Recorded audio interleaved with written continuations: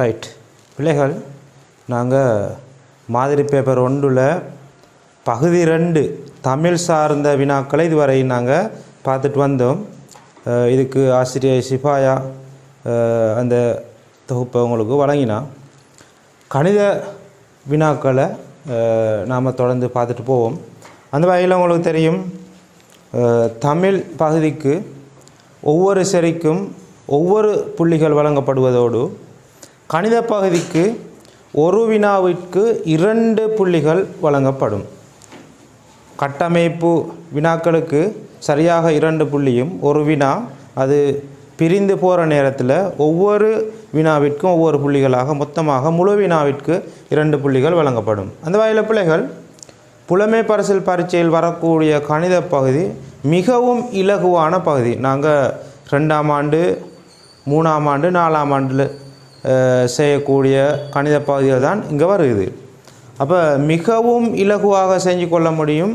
நாங்கள் அந்த கேள்விகளை அணுகிற முறையில் சின்ன சின்ன கணித செய்கைகள் தான் அந்த இடத்துல இடம்பெறுகிற.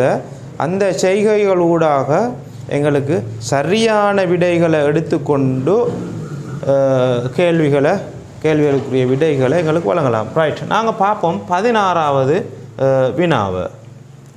இங்கே பாருங்கள் பிள்ளைகள், கணித பகுதியில் முதலாவது வரக்கூடியது 16வது வினாவிலிருந்து 29வது வினா வரைக்கும் செல்லும். இங்கே தரப்பட்டுள்ள புள்ளிக்கோட்டின் விடையை எழுதுக. புள்ளிக்கோடு ஒன்று தரப்பட்டிருக்கும். அந்த புள்ளிக்கோட்டில் சரியான விடையை நீங்கள் எழுதணும் பிள்ளைகள். இப்போ பாருங்கள், முதலாவது சொற்களில் தரப்பட்டுள்ள எண்ணை இலக்கத்தில் எழுதுக. ஒவ்வொரு வருடமும் இதே மாதிரி எண்களை இலக்கத்தில் எழுதுகிற ஒரு வினா ஒன்று கட்டாயம் வர. அந்த வினாவில் நாங்கள் சரியாக எழுதி கொள்ள வேண்டும். இலக்கத்தில் வர எண்களை எழுத்தில் எழுதுகின்ற போது எழுத்து பிழை ஏற்பட்டால் உங்களுக்கு புள்ளிகள் வழங்கப்பட மாட்டாது. எனவே பிள்ளைகள், சரியாக எழுதுறீங்களா என்பதை பார்க்குறதுக்கு தான் அவ்வாறு எழுத்தில் எழுதுவதற்கான வினாக்கள் இடம்பெறுவது. ரைட், பாருங்கள், தரப்பட்டுள்ள எண்ணை இலக்கத்தில் எழுதுக. இந்த இடத்தில் எழுத்தில் தரப்பட்டுள்ளது, இலக்கத்தில் எழுத வேண்டும். 69,070 69,070. இதை நிறைய மாணவர்கள் பிழை விடுவாங்க. அந்த மாதிரியான பிழைகள் வராமல் இருக்கிறதுக்காக வேண்டி நான் இலகுவான ஒரு முறையை உங்களுக்கு நான் சொல்லித்தரேன். இந்த இடத்துல அந்த இலகுவான முறையை நீங்கள் பின்பற்றுறதுனால உங்களுக்கு பிழை வர முடியாது. ரைட், 69,070. நீங்கள் அப்போ பிள்ளைகள் முதலாவது என்ன செய்யணும், 69,000 போடணும். நீங்கள் 69,000 69,070. அப்போ நீங்கள் அடுத்தது கீழால் 70 போடுங்க. இப்போ நீங்கள் என்ன செய்ய போகிறீங்கண்டா, கூட்ட போகிறீங்க. 69,070. இவ்வாறு நீங்கள் கூட்டுற நேரத்தில் உங்களுக்கு பிழை வர மாட்டாது. சில பிள்ளைகள் 69,070 எழுதுகிற நேரத்தில் 69,70 இப்படி அவசரத்தில் எழுதிடுவாங்க. இப்படி எழுதினால் இது பிழை. எனவே தான் பிள்ளைகளை, நீங்கள் 69,000 என்ற அந்த எண்ணை 69,000 என்று நீங்கள் முதலில் போட்டுவிட்டு கீழால் ஏனைய இலக்கங்களை போட்டு கூட்டிக் கொள்ளுங்க. கூட்டி வார விடை சரியாக வரும். 69,070. ரைட், நாங்கள் அடுத்த வினாவுக்கு போவோம். இந்த வினா சரின்னா உங்களுக்கு 2 புள்ளி வழங்கப்படும்.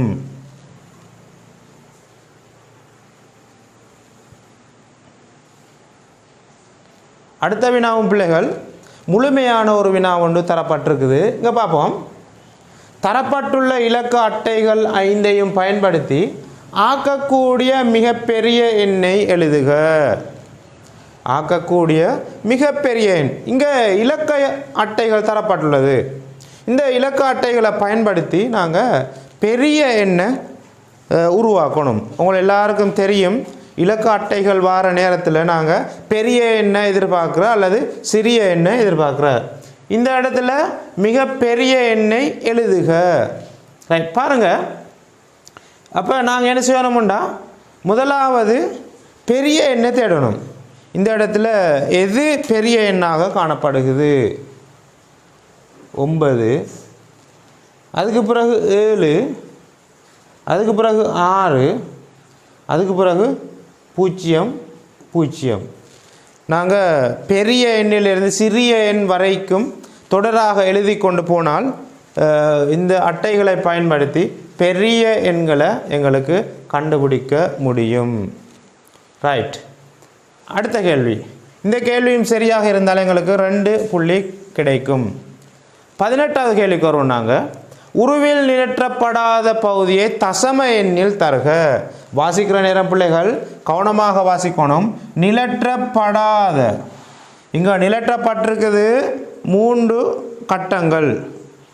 இந்த 3 கட்டத்தை தவிர ஏனைய கட்டங்களை தான் கேட்டிருக்குது. அதுவும் தசம எண்ணில் தருக, தசமதானத்தில் கேட்கப்பட்டிருக்குது. அப்போ நீங்கள் பின்னத்தில் கொடுத்தவங்களோட விட பிழையாகிரும், நீங்கள் தசமதானத்தில் கொடுக்கணும். உருவில் நிலற்றப்படாத பகுதி. அப்போ நாங்கள் இப்போ என்ன செய்வோம்னா, மொத்தமாக உருவில் எத்தனை பகுதிகள் இருக்குன்றதை நாங்கள் பார்க்கணும். 1, 2, 3, 4, 5, 6, 7, 8, 9, 10. மொத்தமாக 10 பகுதிகள் காணப்படுகிறது. 10ன் மேலே எத்தனை நிலற்றப்பட்டிருக்குதுன்னு பார்த்தா 3 நிலற்றப்பட்டிருக்குது. அப்போ நிலற்றப்படாதது 7 பகுதிகள் காணப்படும். அப்போ இந்த 10ன் மேல் 7 இந்த பின்னத்தை நாங்கள் கேட்கப்பட்டிருக்குது தசம எண்ணில். எனவே பிள்ளைகளை நாங்கள் 10ன் மேல் 7ன்றதை 0.7 என்று எங்களால் எழுத முடியும். அப்போ பிள்ளைகள் 10ன் மேல் 7 அப்படின்றது நாங்கள் 7 10ஆல் பிரிக்கிறோம். மேலே உள்ளதை கீழே உள்ளதால் பிரிக்கிறோம். பிரிக்கிற நேரம் வார விட தான் இது 0.7 சொல்கிறது. அப்போ நாங்கள் 7ன்றதுக்கு முன்னுக்கு 0 அல்லது 0 நாங்கள் வைக்கிறோம். அப்போ 10ன்றதுனால 10க்கு 1க்கு பின்னால் ஒரு 0 இருக்கிறதுனால எங்களுக்கு 0 முன்னுக்கு எடுத்து 7 சொல்கிறத எங்களுக்கு போட்டுக்கொள்ள முடியும். சில இடங்களில் நிலற்றப்பட்ட என்று சொல்லி வந்தால் அதையும் நாங்கள் இதே மாதிரி தான் போட்டுக்கொள்ள முடியும். ரைட், உங்களுக்கு 10ன் மேல் 7 என்ற பின்னம், 10ன் மேல் 6 என்ற பின்னம் அல்லது 10ன் மேல் 9 வரைக்கும் உள்ள பின்னங்கள் தான் புலமை பரிசில் பரீட்சையை பொறுத்த வரையில் வார 100ன் மேல் என்று வரக்கூடிய பின்னங்கள் வாரது உங்களுக்கு குறைவு. எனவே இந்த பின்னத்தை ஞாபகத்தில் வச்சுக்கொண்டு அதனை நீங்கள் தசமதானத்தில் கேட்டால் தசமதானமாக உங்களுக்கு கொடுக்கலாம். 10ன் மேல் 4 என்பதை தசமதானத்தில் கொடுக்குறேன்னா உங்களுக்கு மிகவும் இலகுவாக இருக்கும். 0.4 என்றவாறு உங்களுக்கு கொடுத்து கொள்ள முடியும். ரைட், இப்போ நாங்கள் 19வது வினாவுக்கு வருவோம். இதுவும் சரி என்றால் 2 புள்ளி உங்களுக்கு கிடைக்கும்.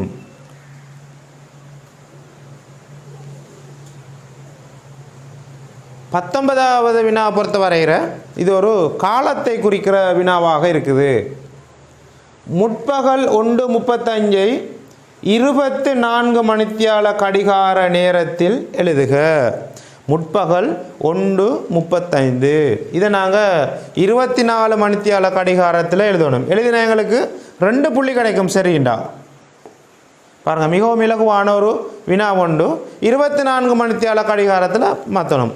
இந்த முற்பகல் என்று சொல்கிறது பிள்ளைகள்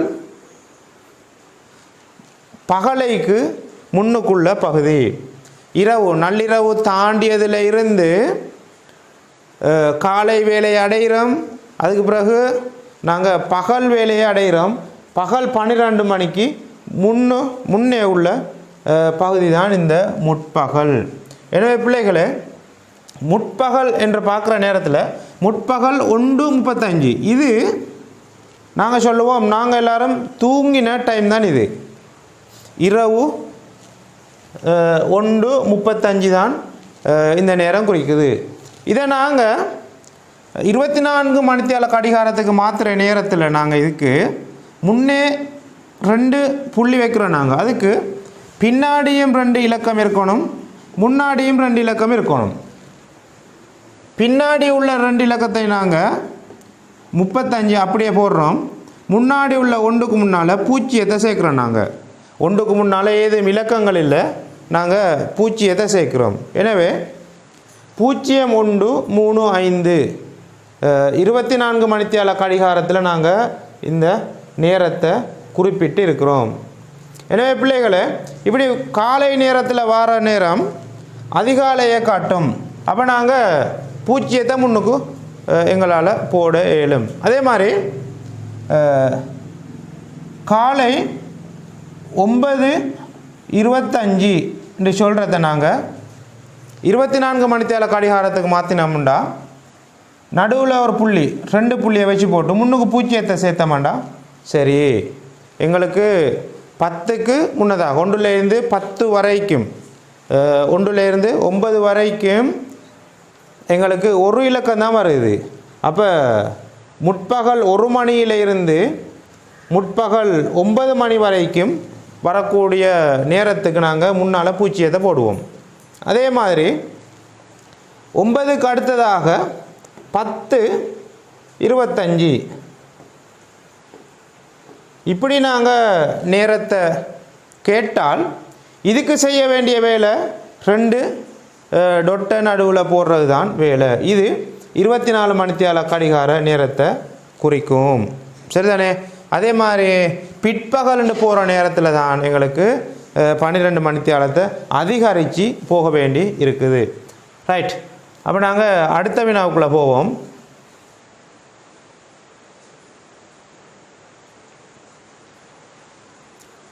இருபதாவது வினா.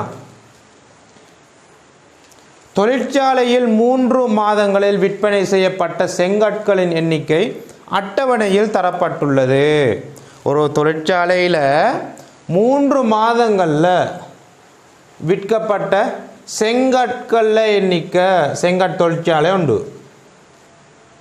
செங்கற்களின் எண்ணிக்கை இருக்குது. இங்கே ஜனவரி மாதம் விற்கப்பட்டது, பிப்ரவரி மாதம் விற்கப்பட்டது, மார்ச் மாதம் விற்கப்பட்டது, இப்படின்னு அட்டவணை எங்களுக்கு தரவை தருகுது. பாப்பா இப்போ கேள்வி என்ன கேட்குதுண்டு, ஜனவரி மார்ச் மாதங்களில் உற்பத்தி செய்யப்பட்ட சொற்களின் மொத்த எண்ணிக்கை யாது? உற்பத்தி செய்யப்பட்ட செங்கற்களின் மொத்த எண்ணிக்கை யாது? ரைட். இப்போ பார்ப்போம். ஜனவரி மார்ச் இந்த 2 மாதங்களில் உற்பத்தி செய்யப்பட்ட மொத்த செங்கற்கள். அப்போ நாங்கள் என்ன செய்ய போகிறோம்டா, ஜனவரியை மார்ச்சையும் கூட்ட போகிறோம். ஜனவரியில் எத்தனை? 4750, மார்ச்சில் 9999.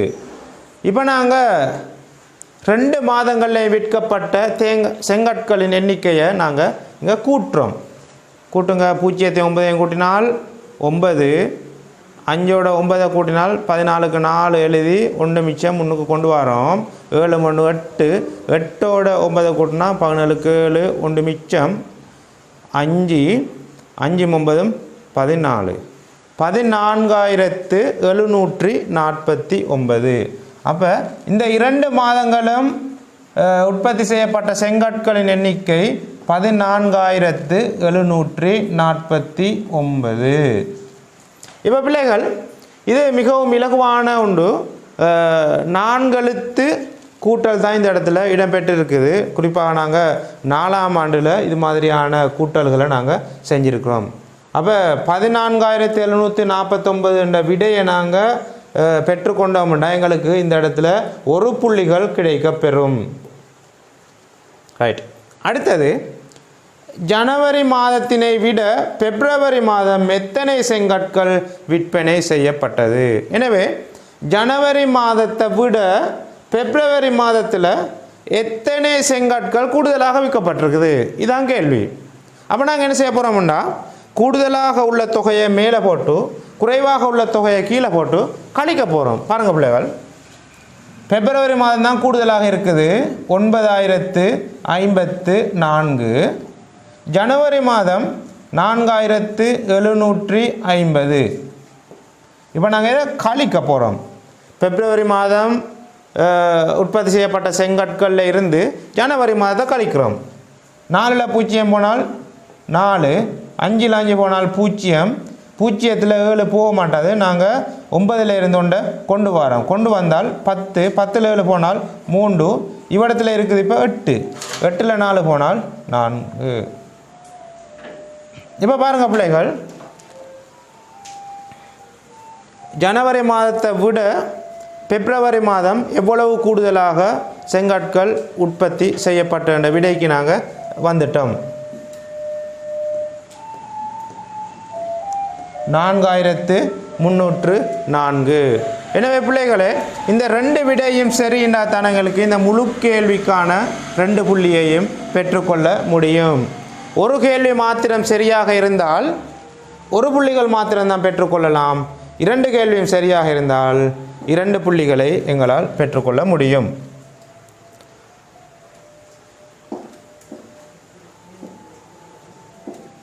ரைட் பிள்ளைகள், அடுத்ததாக நாங்கள் எண்கோளம் ஒன்றை சந்திக்கிறோம். இது மாதிரியான எண்கோளம் வார நேரத்தில் உங்களுக்கு கண்ணால் பார்க்குற நேரமே அதனை விளங்கி கொள்ள முடியும் எப்படி செய்கிறேன்ட்டு. நாம் பார்ப்போம் பிள்ளைகள், இந்த இடத்துல 2, 8, 16, 26 அப்படின்னு போகுது. இது ஏதோனும் பெருமானத்தால் அதிகரித்து கொண்டே போகுது. அப்போ பார்க்குற பார்வையில் விளங்கிட்டு அதிகரித்து கொண்டு போகிறது. இப்போ நாங்கள் என்ன செய்ய போகிறோம்னா, எத்தனையால் என்ன பெருமானத்தால் அது அதிகரித்து கொண்டு போகுதுன்றத பார்க்க போகிறோம். இப்போ 8ல் இருந்து 2 போனால் 6, 6 என்ற பெருமானத்தால் அதிகரித்து கொண்டு போகுது. அடுத்தது 16ல் 8 போனால் 8. இப்போ முதலாவது இலக்கத்துக்கும் 2வது இலக்கத்துக்கும் இடையில் 6 அதிகரிச்சிருக்குது. 2வது இலக்கத்துக்கும் 3வது இலக்கத்துக்கும் இடையில் 8 அதிகரிச்சிருக்குது. இப்போ பாருங்கள், 26ல் 16 போனால் 10. இப்போ அதிகரித்து கொண்ட பெருமானங்கள் வித்தியாசமாக இருக்குது. சில எண்கோளங்களில் ஒரே பெருமானம்தான் அதிகரித்து கொண்டு போகும். சில எண்கோளங்களில் வித்தியாசமான பெருமானங்கள் அதிகரித்து கொண்டு போகலாம். அந்த வகையில் இந்த எண்கோளமும் 6, 8, 10, அடுத்தது 12 என்ற பெருமானம் அதிகரிக்கணும். அப்போ 26ஓட 12 அதிகரித்தால் எத்தனை? 6, 2, 8, 2, 3, 38. அப்போ 26ஓட 12 அதிகரித்தால் 38. இப்போ 6, 8, 10, 12. அப்போ இந்த இடத்துல 14 அதிகரிக்கணும். அடுத்தது 14 அதிகரித்தால் அடுத்த விட எங்களுக்கு கிடைக்கும். இப்போ 38ஓட 14 கொட்டுங்க. 8, 4, 12க்கு 2, 1 மிச்சம் 4, 5, 52 என்ற விடையை நாங்கள் பெற்றுக்கொண்டோம். இப்போ எங்களுக்கு முதலாவது எண்கோளத்துக்கான விடையை நாங்கள் பெற்றுக்கொண்டோம். 2 இடைவெளிக்கும் பொருத்தமான விடையை பெற்றுக்கொண்டோம். இப்போ இந்த எண்கோளம் சரின்னா அதுக்கு 1 புள்ளி எங்களுக்கு கிடைக்கும். ரைட் பிள்ளைகள், அடுத்த எண்கோளத்துக்கு நாங்கள் வருவோம்.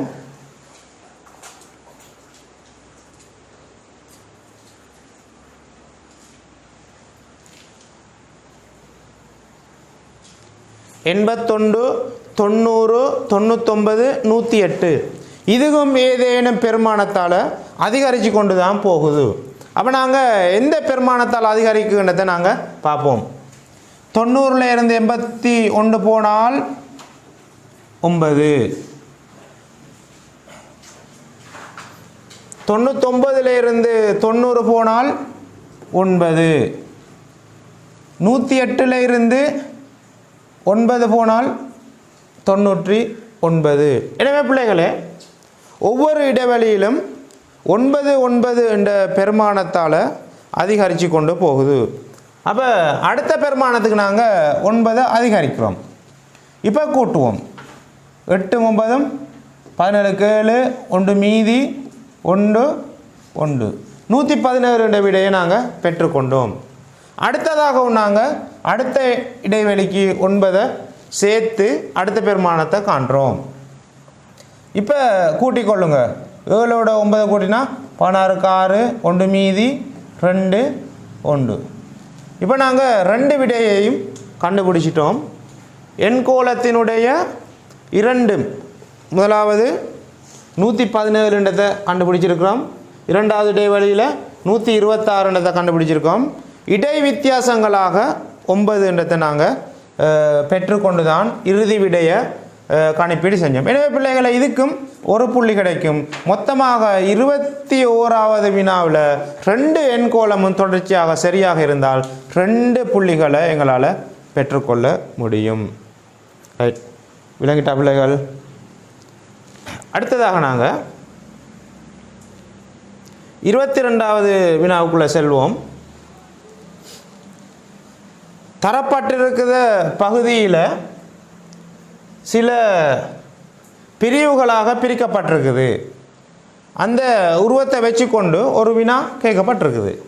பாருங்கள், இந்த பகுதியில் 4/2 பகுதியினை பென்சிலால் அல்லது பேனையினால் நிலற்றுக. 4/2 என்ற பகுதியினை பேனையால் அல்லது பென்சிலால் நிலற்றுக. இதுக்கு நாங்கள் சரியாக நிலற்றினால் எங்களுக்கு 2 புள்ளிகள் கிடைக்க போகுது. இது 3ஆம் ஆண்டு பயிற்சி, 5ஆம் ஆண்டு அல்ல, 3ஆம் ஆண்டு பயிற்சி சரியாக செய்து கொள்ள வேண்டும். நாங்கள் இதை பின்னத்தில் பார்க்குற நேரத்தில் தான் இந்த இடத்துல எங்களுக்கு அதிகமான சிக்கல் ஏற்படுகிற. 4/2 இப்படின்றதுக்கு எங்களால் சமவெளி பின்னத்தை உருவாக்கி கொள்ள முடியும்.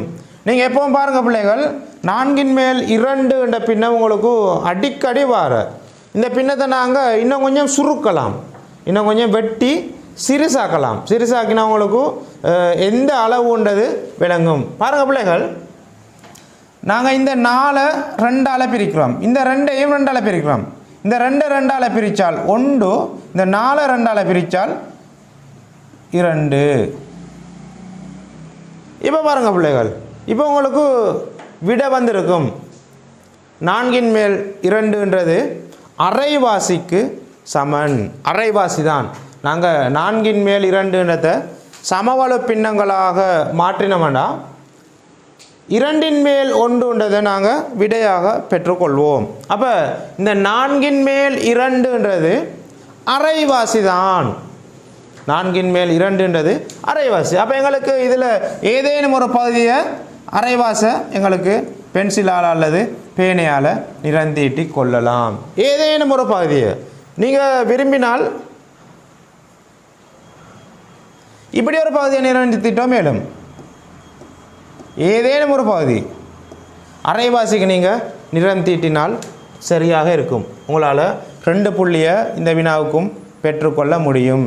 கணிதத்தை பொறுத்தவரைகிற பிள்ளைகள், ஒரு வினாவேனும் உங்களால் செய்ய முடியாத வினாக்கள் வரமாட்டாது. ரைட், அடுத்த வினாவுக்குள்ளே நாங்கள் போவோம்.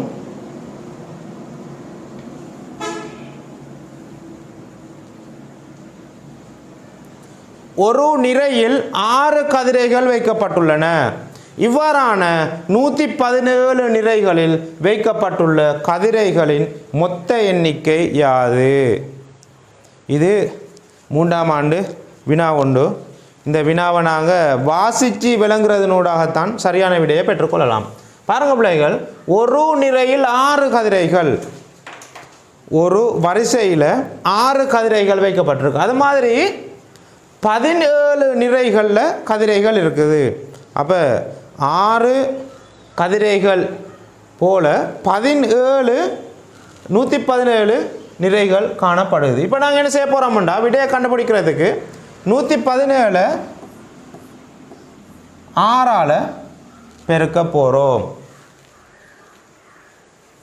இப்போ கதிரைகளில் மொத்த எண்ணிக்கையை நாங்கள் காண்றோம். இப்போ நாங்கள் பெருக்குவோம் பிள்ளைகள். 6 7 42க்கு 2 4 மீதி 6 1 6 6 4 10க்கு பூஜ்ஜியத்தை போட்டு நாங்கள் 1 முன்னுக்கு கொண்டு வரோம். 6 1 6 1 7. இப்போ பிள்ளைகள், நாங்கள் சின்ன ஒரு பெருக்கல் தான் இருக்குது. 3 இலக்கம் கொண்ட ஓர் இலக்கத்தால் பெருக்கி விடையை பெற்றுக்கொண்டுட்டோம். அப்போ எத்தனை பிள்ளைகள் விட? 702. அப்போ அந்த கதிரை நிறைகளில் மொத்தமாக 702 கதிரைகள் காணப்படுகிறது. இது 3ஆம் ஆண்டு கணக்குண்டு. எனவே பிள்ளைகளே, இந்த 3ஆம் ஆண்டு கணக்கு சரி என்றால் உங்களுக்கு 2 புள்ளி கிடைக்கும். இதே மாதிரி புலமை பரிசில் பரீட்சையில் 3ஆம் ஆண்டு 4ஆம் ஆண்டு சின்ன சின்ன கணக்குகள் தான் வருது. உங்களால் கணிதத்துக்கு சரியாக 30 புள்ளியையும் பெற்றுக்கொள்ள முடியும். ரைட். அடுத்ததும் மிகவும் இலகுவான ஒரு 3ஆம் ஆண்டு 4ஆம் ஆண்டு பயிற்சி ஒன்று இருக்குது. பாருங்கள் பிள்ளைகள், 22:15. அப்போ கட்டத்தில் எங்களுக்கு தரப்பட்டிருக்கு நேரம் உண்டு. 24 மணித்தியால கடிகாரத்தில் தரப்பட்டுள்ள நேரத்தை சாதாரண மணிக்கூட்டில் குறித்து காட்டுக. இப்போ நாங்கள் படிச்சிருக்கிறோம் 24 மணித்தியால கடிகார நேரத்தையும் சாதாரண கடிகார நேரத்தையும் நாங்கள் படிச்சிருக்கிறோம். இப்போ நாங்கள் 22:15ன்றதை நாங்கள் சாதாரண மணி கடிகார நேரத்தில் மாற்றுறதுக்கு நாங்கள் இதில் இருந்து 12 மணித்தியாலத்தை கழிக்கிறோம். நாங்கள் கழிச்சால் எங்களுக்கு சாதாரண கடிகார நேரத்தை குறித்து கொள்ளலாம். 15 அப்படியே வருகுது. இந்த 22ல் 12 நாங்கள் கழித்தால் எங்களுக்கு 10 விட வருகுது. எனவே 10:15 தான் சாதாரண கடிகார நேரம். இப்போ நாங்கள் மணிக்கூட்டில் 10:15 குறித்து கொள்ள போகிறோம். ரைட். இப்போ பாருங்கள், 10 மணிக்கு நாங்கள் என்ன செய்கிறோம்டா, தடித்த முள்ள வரைகிறோம்.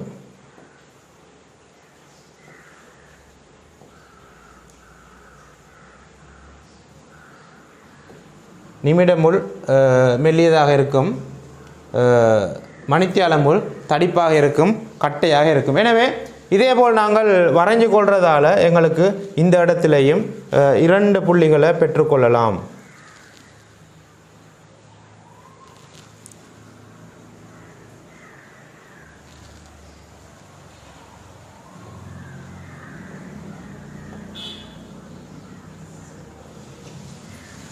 இவ்வாறு வரைவதன் மூலம் எங்களுக்கு 2 புள்ளிகளை பெற்றுக்கொள்ளலாம். மிகவும் இலகுவான வினாக்கள் தான் கணித பகுதியை பொறுத்த வரையில் புலமை பரிசில் பரீட்சையில் தொடர்ச்சியாக வந்து கொண்டிருக்குது. ரைட். நாங்கள் அடுத்த வினாவுக்குள்ளே செல்வோம். 25வது வினா. ஒரு மண்டபத்தை அலங்கரிப்பதற்கு 417 பலூன்கள் வழங்கப்பட்டன. 2 பலூன்கள் வீதம் எத்தனை கொத்துக்களை செய்யலாம்? எத்தனை பலூன்கள் மீதியாக இருக்கும்? இப்போ ஒரு மண்டபத்தை அலங்கரிக்க போகிறார். ஒரு கல்யாண மண்டபத்தை அலங்கரிப்பதற்காக மொத்தமாக அந்த கல்யாண மண்டப உரிமையாளர் 417 பலூன்களை கொண்டு வந்திருக்கிறாரு. இந்த பலூன்கள் எல்லாம் நாங்கள் 2 பலூன்களாக கொத்துக்கள் செய்ய போகிறோம். அப்போ கொத்துக்கள் செய்கிறதுக்கு 2 பலூன்களை சேர்த்து நாங்கள் முடியணும். இப்போ 417 2ஆல் வகுக்கிற நேரத்தில் எத்தனை கொத்துக்கள்ன்றது எங்களுக்கு வரும். வகுத்து பார்ப்போம். 417 இதை நாங்கள் 2ஆல் வகுக்கிறோம். 2 பலூன்களாகத்தான் நாங்கள் கொத்துக்களை செய்கிறோம். வகுக்கிற நேரம் 4க்குள்ள 2கள் 2 முறை 2 4 கழித்தால் 0. கீழே நாங்கள் 1 இறக்குறோம். இந்த 1க்குள்ள இந்த 2கள் அடங்காத காரணத்தால் நாங்கள் என்ன செய்கிறோம்னா மேலே 0 சேர்த்துட்டு திரும்ப 7 அப்படியே கீழே இறக்குறோம். இப்போ 17க்குள்ளால 2 எத்தனை தடவை அடங்குன்றதை பாருங்கள். 17க்குள்ளால 2 8 தடவை அடங்குது. 2 16 கழிச்சால் மீதி 1. எனவே இந்த வினாவுக்கு லேசாக விடையளிக்கக்கூடியதாக இருக்குது. இந்த சிறிய ஒரு வகுத்தல் பெருமானத்தை வகுப்பதன் மூலமாக நாங்கள் ஒரு புள்ளியை பெற்றுக்கொள்கிறோம். 417 2ஆல் வகுத்தால் 208 கொத்துக்களும் மீதியாக ஒரு பலூனும் இருக்க போகுது. அப்போ நாங்கள் இதே போல் சரியான விடையை பெற்றுக்கொண்டோம். எங்களுக்கு இந்த இடத்துக்கு ஒரு புள்ளி கிடைக்குது. ரைட். அடுத்ததாக 3 பலூன்கள் வீதம் எத்தனை கொத்துக்களை செய்யலாம்? இப்போ 2 பலூன்கள் வீதம் கொத்துக்கள் செய்கிற நேரத்தில் 1 மீதி வந்துடுது. இப்போ நாங்கள் 3 செஞ்சால் எத்தனை கொத்துக்கள் வரும்னு பார்ப்போம். அப்போ நாங்கள் என்ன செய்ய போகிறோம்டா 417 அதை மூன்று அளவுக்க போகிறோம். 4க்குள்ளால மூன்றுகள் ஒரு தடவை ஓர் மூன்று மூன்று கழிச்சால் உண்டு மீதி. இப்போ நாங்கள் இந்த மேலே இருக்கிறோண்ட கீழே கொண்டு வரோம். கீழே கொண்டு வந்தால் 11. 11க்குள்ளால மூன்றுகள் 3 தடவை 3 9 கழித்தால் 11ல் 9 போனால் 2. திரும்ப இந்த 7 அப்படியே கீழே இறக்குறோம் 7. இப்போ 27 இருக்குது. 27க்குள்ளால மூன்றுகள் 9 27 கழித்தால் மீதி இல்லை. இப்போ பாருங்கள் பிள்ளைகள், 3 பலூனாக சேர்த்து ஒரு கொத்தை செய்கிறதுனால 139 கொத்துக்களை பெற்றுக்கொள்ளலாம், மீதி வராது. சரிதானே பிள்ளைகள்? மிகவும் இலகுவான ஒரு கணக்கொண்டு இதையும் சரியாக செய்கிறதுனால ஒரு புள்ளி. 25வது கேள்விக்கு மொத்தமாக எங்களுக்கு 2ம் சரி என்றால் 2 புள்ளிகள் கிடைக்குது. ரைட், சரிதானே பிள்ளைகள்?